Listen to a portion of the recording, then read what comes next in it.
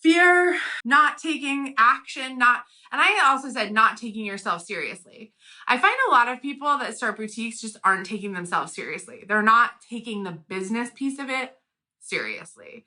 They think, oh, I can just dabble here and I can just dabble there and I can disappear and I can come in and I can come out.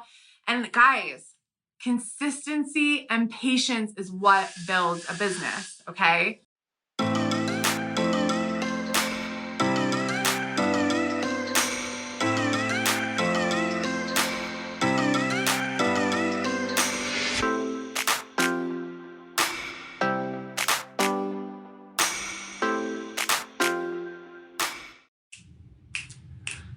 What's holding you back? What's holding you back? I'm not gonna sing, but what is really holding you back? You're probably sitting here joining me on the replay, so make sure you say hi. I'm gonna talk about what's holding you back from getting the boutique that you want to getting the life that you want, and it all circles back to boutique coaching, and it all circles back to going after what you want. There's a lot that goes into this. So stay tuned. If you haven't met yet, hi. I use my hands a lot. I'm Emily Benson. I am a business and mindset coach for boutique owners. Yay! Hi. I'm also the author of the Ultimate Boutique Handbook, and I'm the host of the Boost Your Boutique podcast, which has so many good episodes out, and I answer so many questions. If you have not listened to the podcast, watch this, then go over there and find it. We're on iTunes, Spotify, Stitcher, SoundCloud. It's called Boost Your Boutique. Say hi in the comments. Tell me where you're checking in from so I can say hello. And let's just jump right into talking about this because I want to. Today is a day that you can choose to have infinite potential. You can choose to open up to the possibilities that are happening in your life and in your business.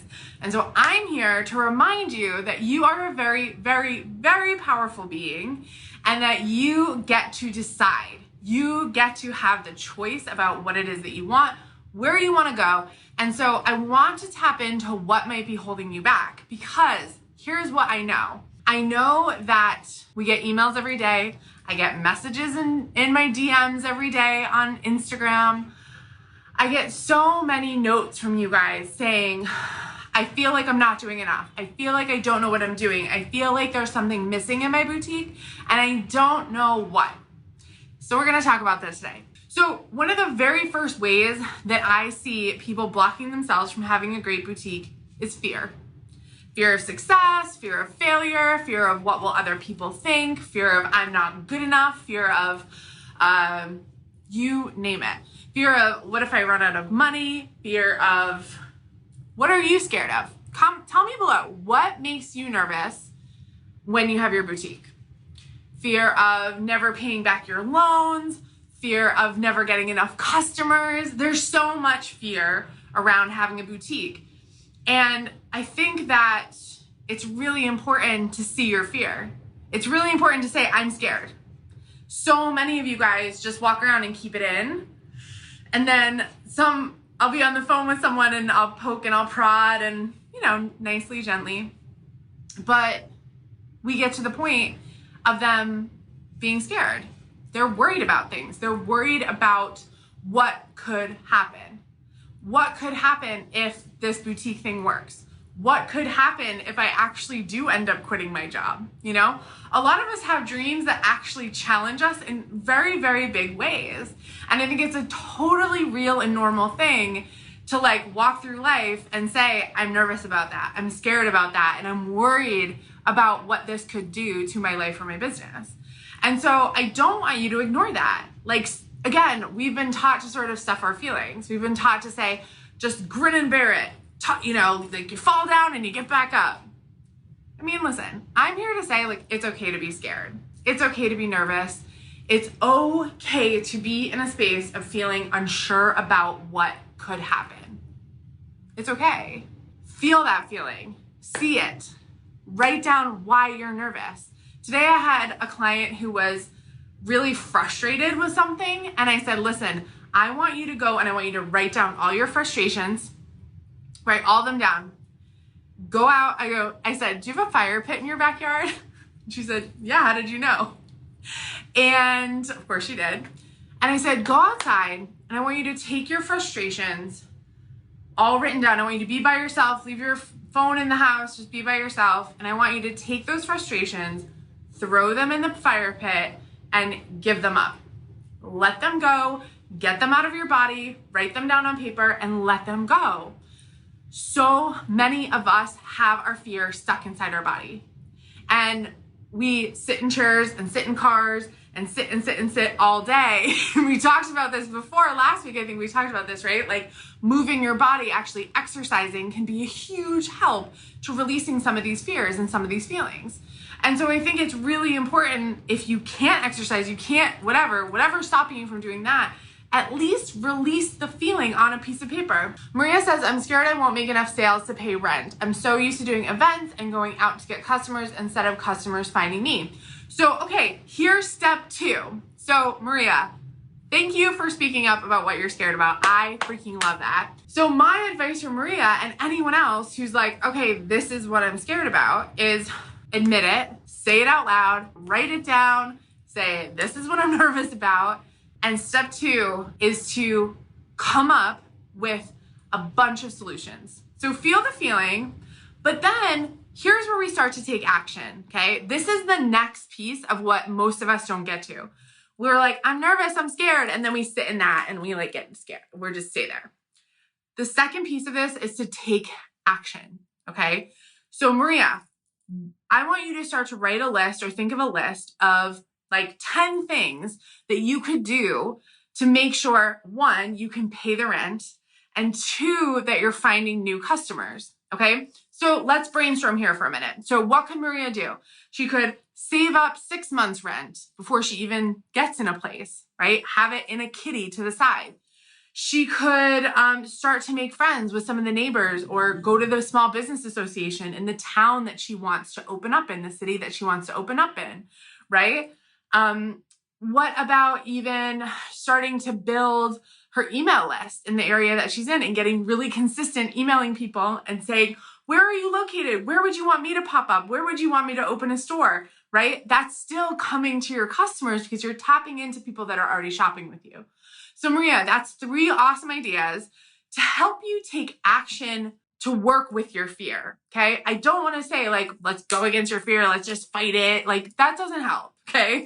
It doesn't solve problems. But what we can do is we can say like, this is legitimately my fear. I am nervous about this.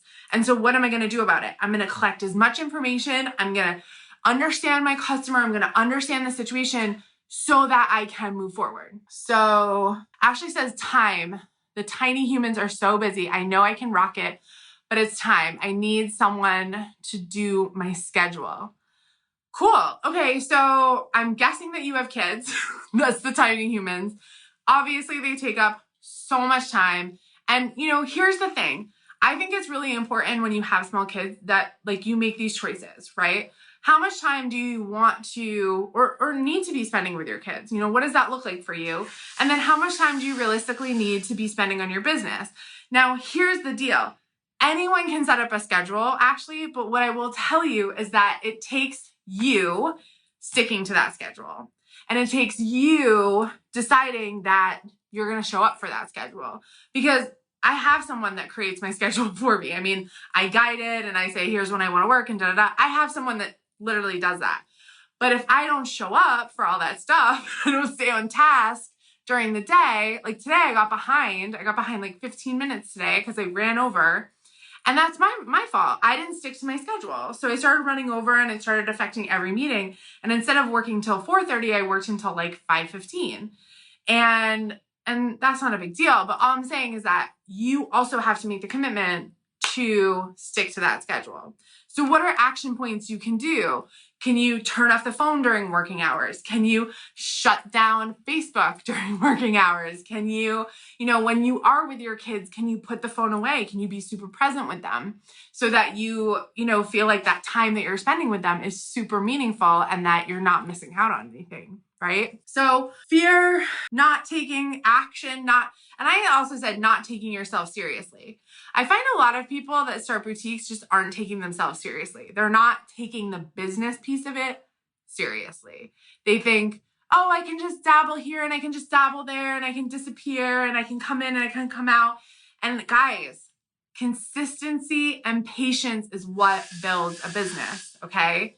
Maria says she's gonna do that. I love that. And here's the thing is patience and consistency and stepping up. And is Dana still here? Dana's in my mastermind, and Dana has been so incredible over the past couple months. She saw fear. She saw things coming up for her that she was nervous about. And she knew she wanted to make changes in a couple years in her life and her business. Hey, Dana, I'm going to tell a little bit of your story, if that's cool. But here's the thing. Dana recently had this breakthrough where she was like, you know what, Emily? I haven't been taking my business seriously. I haven't been taking myself seriously as the owner of this business. And I need to start stepping up. I need to start making decisions, letting people go, deciding to put out this like amazing help wanted ad where she was super defined about who it is that she wanted. And it's these small things. Like it's these really, really little things where we start to take ourselves and our business back into control and take them seriously. And that sounds silly because you think, well, of course I take things seriously, Emily. And Dana was, of course, taking things seriously, but she wasn't fully embodying. One of my friends started using this word embodiment. And I love it because she like really embodied how much she wanted to step into that role as the owner of her business. And now things are really shifting and she sounds different and she's acting different and she has more confidence. And that is so big. So where in your business, again, are you blocking yourself? Where are you in fear, not taking action around taking your business more seriously, stepping up into more of what I call a CEO role, right? Boutique CEO, that's my thing. Like, I think it's really important to be taking ourselves like seriously with a bit of fun. I'm still sitting on my summer inventory, says Leah. I'm afraid I won't be able to purchase my fall inventory because of it. So Leah, here's the thing is it's not fall yet, right? So I want you to start thinking about what are new ways. So you see the fear. Hi, fear. Good to see you. Nervous about that inventory. Okay. I need you, Leah, to write a list of 10 different ways that you could show up differently to start selling some of your summer inventory. Because I know you have some styles that have been selling very well. I know that you have been showing up. But how can you show the items more? How can you, and I don't even think you need to run a sale. Like, I think you maybe just need to show up differently or show up in a different way, right?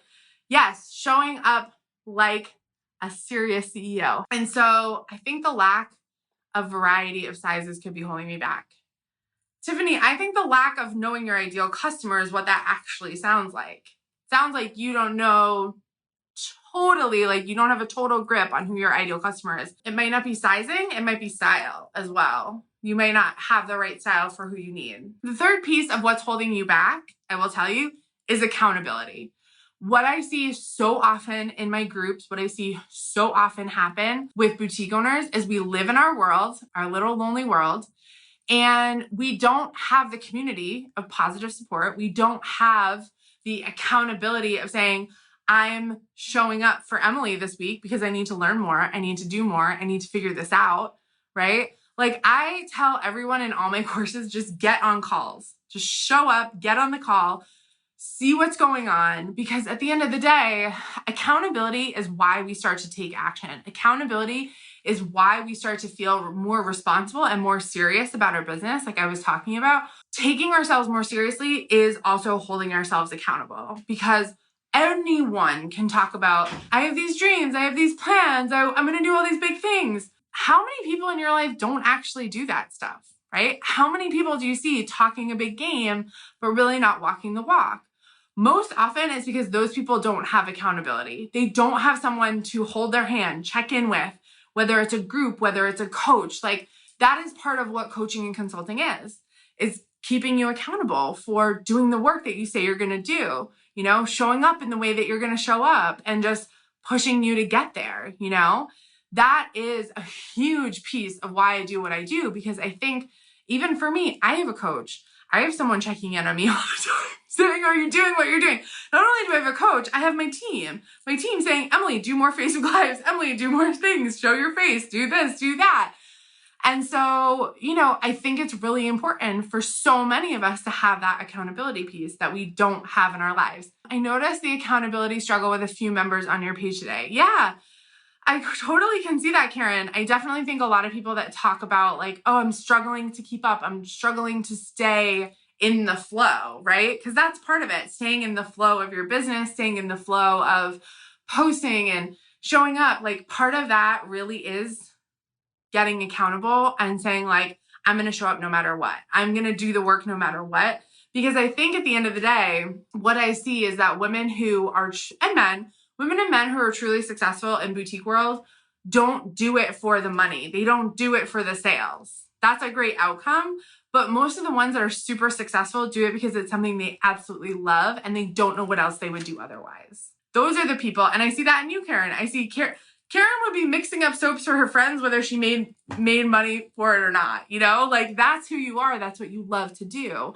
And so I think that's part of it is like, and literally the first pages of my book say, don't get into this career, this lifestyle, if you just want a bigger closet or you just like to shop. Don't do it. It's a really bad idea. It's a really bad place to put your money. There's a lot of football games on tonight, so I'm going to go watch one.